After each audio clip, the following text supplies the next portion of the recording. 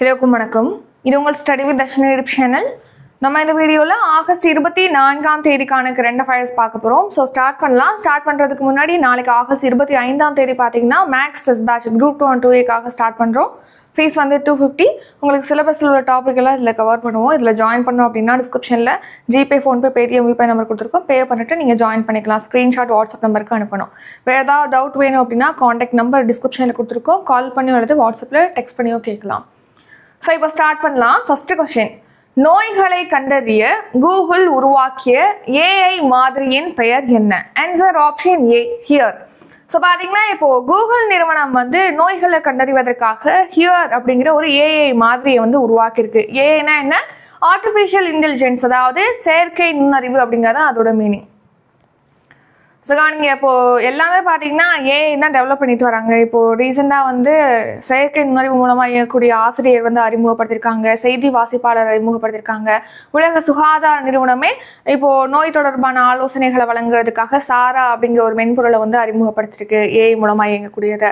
So அந்த வரிசையில் பார்த்தீங்கன்னா இப்போது கூகுள் நிறுவனம் வந்து ஹியர் அப்படிங்கிற ஏஐ மாதிரியே வந்து உருவாக்கியிருக்கு. ஸோ இந்த ஏஐ மாதிரி, ஹியர் அப்படிங்கிற ஏஐ மாதிரி எதுக்காக அப்படின்னா, இப்போ காசநோய் இருக்கு இல்லையா, காசநோய் அதில் மற்றும் பார்த்தீங்கன்னா நாள்பட்ட நுரையீரல் அடைப்பு நோய், இந்த நோய்களை வந்து கண்டறிவதற்காக தான் இந்த ஏஐ மாதிரி வந்து உருவாக்கியிருக்கு கூகுள் நிறுவனம். எப்படி எது கண்டறியும் அப்படின்னா, இருமல் மூலமாக. இப்போ காசநோயால் பாதிக்கப்பட்டவங்களுக்கு இருமல் வரும் இல்லையா, ஸோ அந்த இருமலோடைய ஒலிகளை வச்சு அவங்களுக்கு என்ன நோய் இருக்குது, காசு நோய் இருக்கா, அதை வந்து கண்டறிஞ்சிடும் இந்த ஹியர் அப்படிங்கிற ஏஐ மாதிரி. ஸோ இதுக்காக பார்த்தீங்கன்னா 100 மில்லியன் இருமல் ஒலிகள் குறித்து இந்த ஹியர் அப்படிங்கிற ஏஐ மாதிரிக்கு வந்து பயிற்சி அளிக்கப்பட்டிருக்கு அப்படின்னு சொல்லிட்டு தெரிவிச்சிருக்காங்க.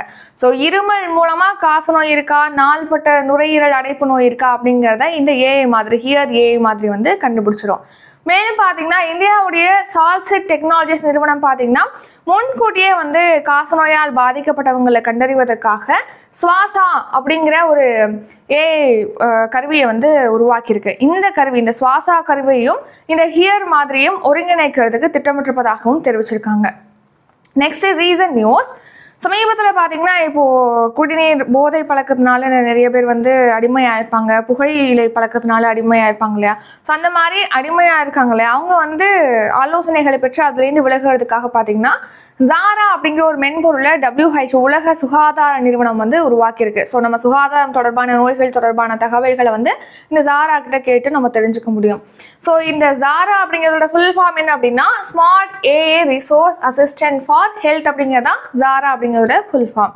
அடுத்து டெவின் அப்படிங்கிறது வந்து உலகிலே முதல்ல அறிமுகப்படுத்தப்பட்ட ஏஐ மூலமாக இயங்கக்கூடிய மென்பொருள் பொறியாளர் தான் இந்த டெவின். ஸோ இந்த டெவினை வந்து அமெரிக்காவின் காக்னிஷன் லேப்ஸ் தான் உருவாக்கியிருக்கு. அடுத்து லிசா அப்படிங்கிற பேரில் ஒடிசாவில் பார்த்தீங்கன்னா இந்தியாவிலே முதன்முறையாக ஏஐ மூலமாக இயங்கக்கூடிய ஒரு செய்தி வாசிப்பாளர் வந்து அறிமுகப்பட்டிருக்காங்க, அதோட பேர் தான் லிசா. அடுத்து ஐரிஷ் அப்படிங்கிற பேரில் பார்த்தீங்கன்னா இந்தியாவிலே முதன்முறையாக ஏஐ டீச்சர் வந்து அறிமுகப்படுத்திருக்காங்க கேரளாவில், அதோட பேர் தான் ஐரிஷ் அப்படிங்கிற பேர்லேயே பார்த்தீங்கன்னா அசாம்லேயுமே வந்து ஏஐ டீச்சர் வந்து அறிமுகப்படுத்திருக்காங்க. நெக்ஸ்ட் ரெண்டாவது கேள்வி, தமிழகம் முழுவதும் குடற்புழு நீக்க மாத்திரைகள் வழங்கும் திட்டத்தை தொடங்கி வைத்தவர் யார்? ஆன்சர் ஆப்ஷன் பி, தமிழக மக்கள் நல்வாழ்வுத்துறை அமைச்சரான மா சுப்பிரமணியன் அவர்கள் தான் இப்போ தமிழகம் முழுக்க குடற்புழு நீக்க மாத்திரைகளை விநியோகிக்கும் திட்டத்தை வந்து தொடங்கி வச்சிருக்காரு. ஸோ பார்த்தீங்கன்னா நம்ம நாட்டை பொறுத்த வரைக்கும் 2 நாட்கள் தேசிய குடற்புழு நீக்க தினம் அப்படிங்கிறது பார்த்தீங்கன்னா 2 மாதங்களில் வந்து அனுசரிக்கிறாங்க. ஸோ ஒன்று வந்து February 10ஆம் தேதி அனுசரிப்பாங்க, அடுத்து ஆகஸ்ட் 10ஆம் தேதின்னு சொல்லிட்டு 2 தினங்கள் வந்து இந்த தினம் அனுசரிக்கப்படுது.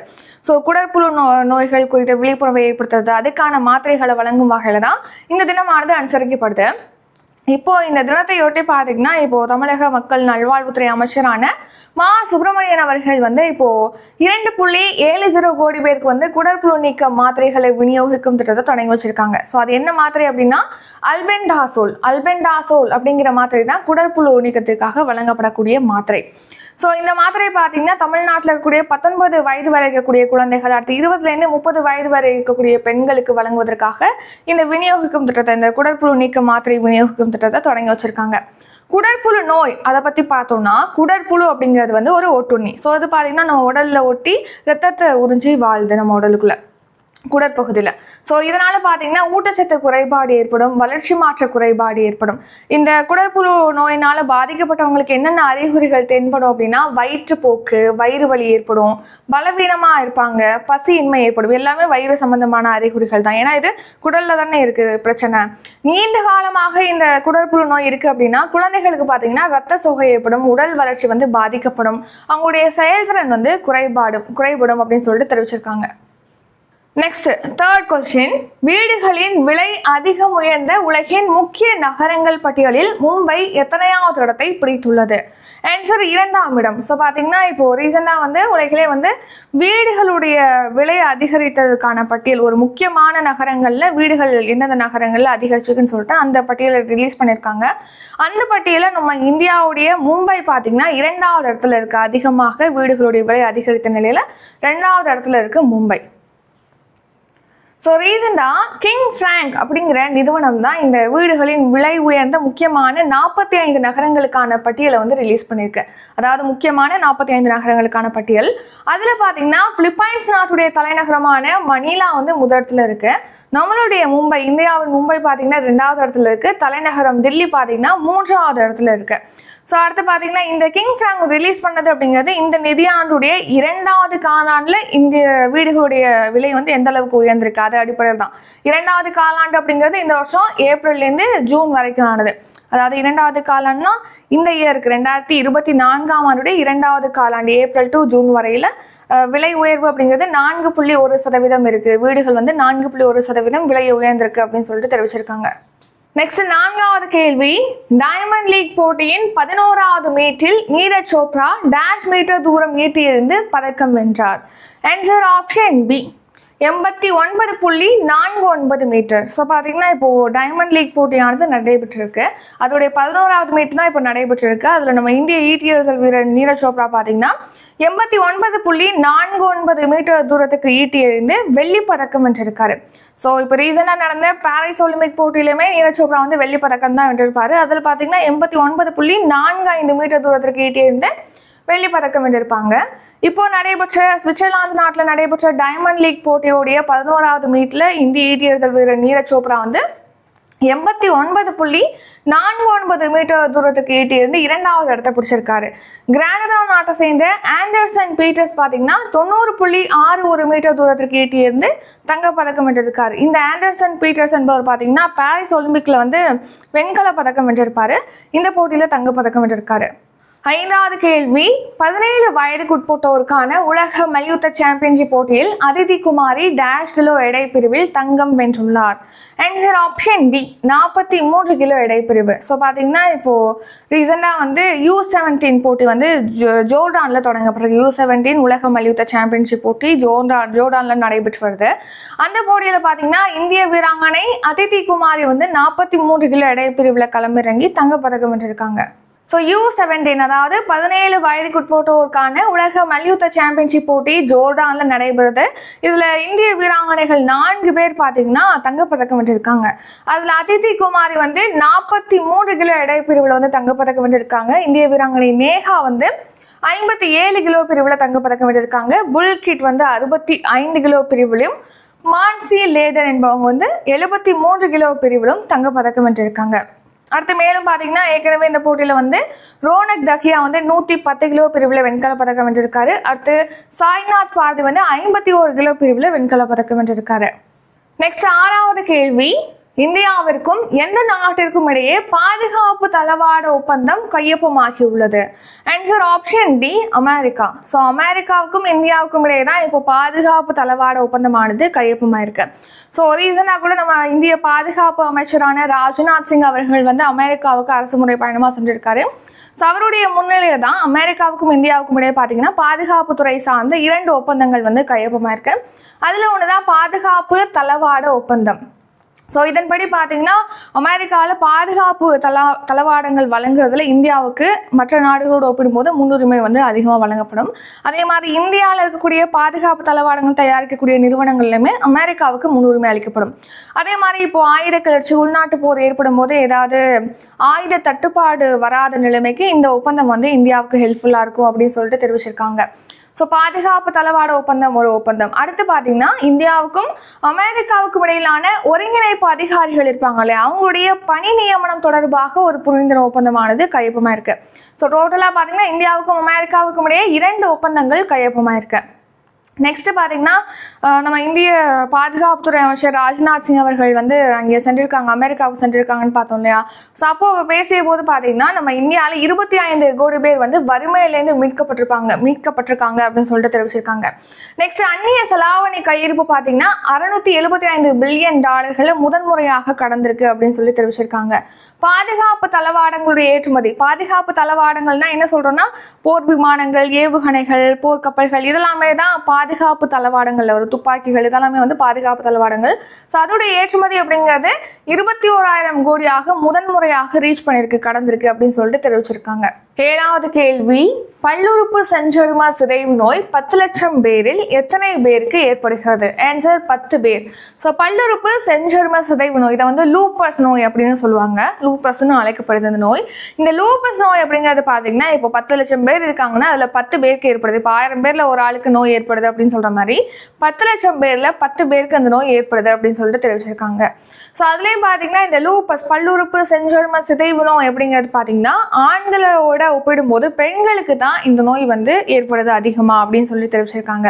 அதுலேயும் பெண்களுக்கு தான் அதிகமாக ஏற்படுது. அதுலேயும் முக்கியமாக மாதவிடாய் காலம் நிறைவடைந்த பெண்கள்ல 50%க்கும் மேற்பட்டவங்களுக்கு இந்த நோய் ஏற்படுவதற்கு அதிக வாய்ப்புகள் இருக்கு அப்படின்னு சொல்லிட்டு தெரிவிச்சிருக்காங்க.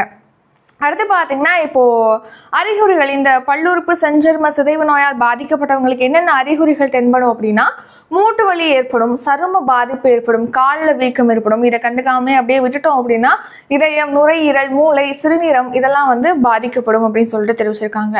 ஸோ இந்த பல்லுறுப்பு செஞ்சரும நோய் அப்படிங்கிறது பார்த்தீங்கன்னா இப்போ நம்ம வெள்ளை அணுக்கள் தெரியும், வெள்ளை அணுக்கள், சிவப்பு அணுக்கள், ரத்த தட்டுகள்லாம் பார்த்துருப்போம். அதில் வெள்ளை அணுக்களுடைய வேலை என்னென்ன அப்படின்னா இப்போ நோய் கிருமிகள் இருக்குன்னா அதை நம்மளை தாக்காம அதை வந்து பார்த்துக்கிறதா, நோய் கிருமிகள்டேன்னு நம்ம உடலை காப்பாற்றுறது தான் வெள்ளை அணுக்கள். இந்த வெள்ளை அணுக்கள் பார்த்தீங்கன்னா ஒரு சில சமயங்களில் எதிர்விளைவுக்கு உள்ளாக்கி நம்ம உடலை அது தாக்க ஆரம்பிச்சிருமா. ஸோ அந்த வகையான நோய்களில் ஒன்று தான் இந்த லூப்பஸ் நோய், பல்லுறுப்பு செஞ்சரும சிதைவு நோய் அப்படிங்கிறது.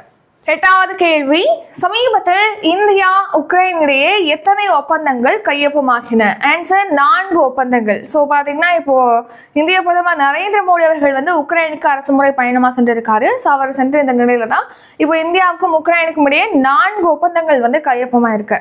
ஸோ நமக்கு தெரியும் இந்தியாவுக்கும் உக்ரைனுக்கும் ரஷ்யாவுக்கும் இடையே வந்து போர் வந்து 2 ஆண்டுகளுக்கு மேலே நடைபெற்று வருது. 2022ஆம் ஆண்டு பிப்ரவரி மாதம் ஸ்டார்ட் ஆன போர் வந்து இப்போ வரைக்கும் நடைபெற்றிருக்கு. முக்கியமாக உக்ரைன் வந்து நேட்டோ நாடுகள் இருக்கு இல்லையா, அந்த நேட்டோ அமைப்பில் இணைவதற்காக விருப்பம் தெரிவிச்சிருந்தது. அதையடுத்து ரஷ்யா வந்து இணையக்கூடாதுன்னு சொல்லியிருந்தாங்க, பல்வேறு முறை வந்து சொல்லியிருந்தாங்க உக்ரைன்கிட்ட. ஆனால் தொடர்ந்து அதில் இணைவதற்கு உக்ரைன் ஆர்வம் காட்டிகிட்டே வந்தது. ஸோ அதை அடுத்து ரஷ்யா வந்து உக்ரைன் மீது போர தொடங்கியது 2022 பிப்ரவரி மாதம். ஸோ இந்த போர் வந்து இன்னுமே நடந்துகிட்டு தான் இருக்கு. இந்த நிலையில முதன்முறையாக பார்த்தீங்கன்னா நம்ம பிரதமர் நரேந்திர மோடி அவர்கள் உக்ரைனுக்கு சென்றிருக்காங்க. உக்ரைன் நாடே பார்த்தீங்கன்னா சோவியத் ரஷ்யாலேருந்து 1997ஆம் ஆண்டு சுதந்திர நாடாக உருவானது. ஸோ அதுக்கப்புறமா உக்ரைனுக்கு சென்று முதல் இந்திய பிரதமர் வந்து நம்ம நரேந்திர மோடி அவர்கள் தான் இப்போதான் அவங்க சென்றிருக்காங்க. ஸோ இந்த பயணத்தில் பார்த்தீங்கன்னா இந்த உக்ரைனுக்கும் நம்ம இந்தியாவுக்கும் இடையே ஒரு 4 ஒப்பந்தங்கள் கையொப்பமாக இருக்கு.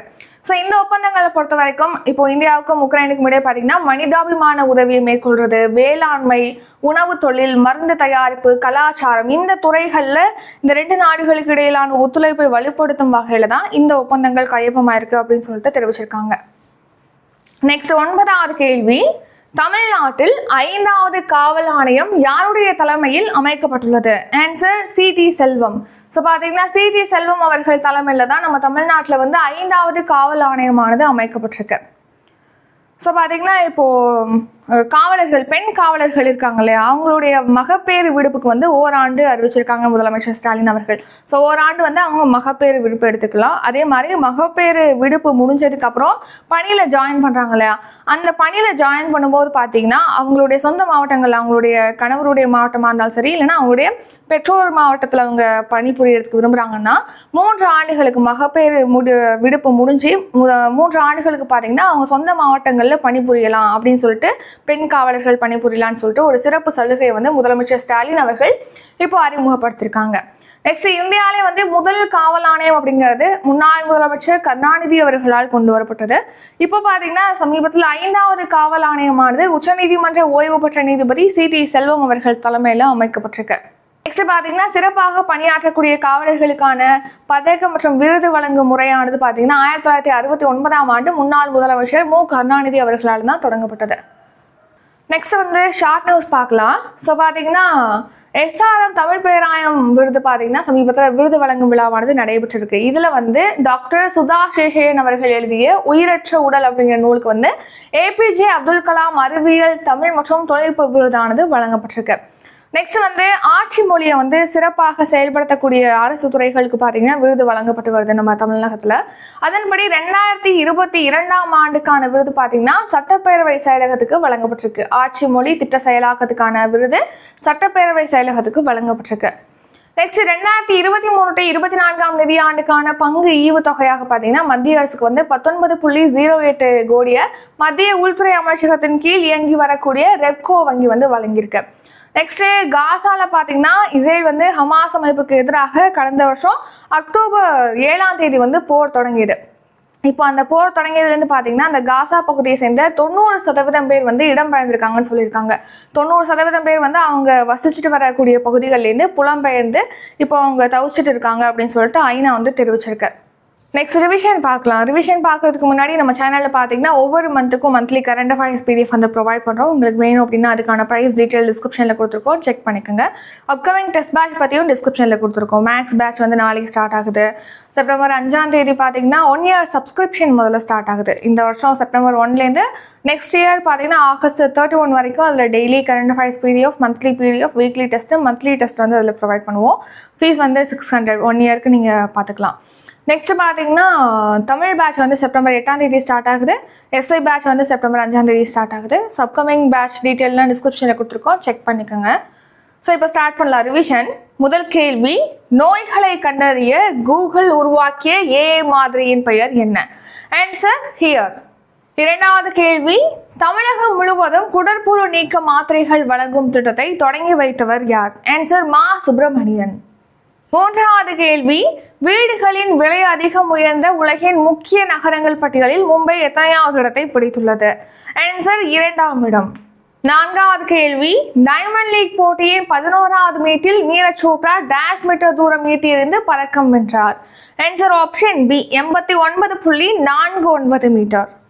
ஐந்தாவது கேள்வி, 17 வயதுக்குட்பட்டோருக்கான உலக மல்யுத்த சாம்பியன்ஷிப் போட்டியில் அதிதி குமாரி டேஷ் கிலோ எடை பிரிவில் தங்கம் வென்றுள்ளார்? ஆன்சர் ஆப்ஷன் D 43 கிலோ எடை பிரிவு. ஆறாவது கேள்வி, இந்தியாவிற்கும் எந்த நாட்டுக்கும் இடையே பாதுகாப்பு தளவாட ஒப்பந்தம் கையொப்பமாகியுள்ளது? Answer option D America. ஏழாவது கேள்வி, பல்லுறுப்பு சஞ்சர்ம சிதைவு நோய் 10 லட்சம் பேரில் எத்தனை பேருக்கு ஏற்படுகிறது? ஆன்சர் ஆப்ஷன் A 10 பேர். எட்டாவது கேள்வி, சமீபத்தில் இந்தியா உக்ரைன் இடையே எத்தனை ஒப்பந்தங்கள் கையொப்பமாகின? ஆன்சர் ஆப்ஷன் A 4 ஒப்பந்தங்கள். 9வது கேள்வி, தமிழ்நாட்டில் 5வது காவல் ஆணையம் யாருடைய தலைமையில் அமைக்கப்பட்டுள்ளது? ஆன்சர் CT செல்வம். ஸோ இத்துடன் இன்றைக்கான கரண்ட் அஃபேர்ஸ் வீடியோ நிறைவடைகிறது. இந்த வீடியோ உங்களுக்கு பிடிச்சிருந்தால் லைக் பண்ணுங்க, ஷேர் பண்ணுங்க. நம்ம சேனலை நீங்கள் இன்னும் சப்ஸ்கிரைப் பண்ணலன்னா மறக்காம சப்ஸ்கிரைப் பண்ணிக்கோங்க. நன்றி, வணக்கம்.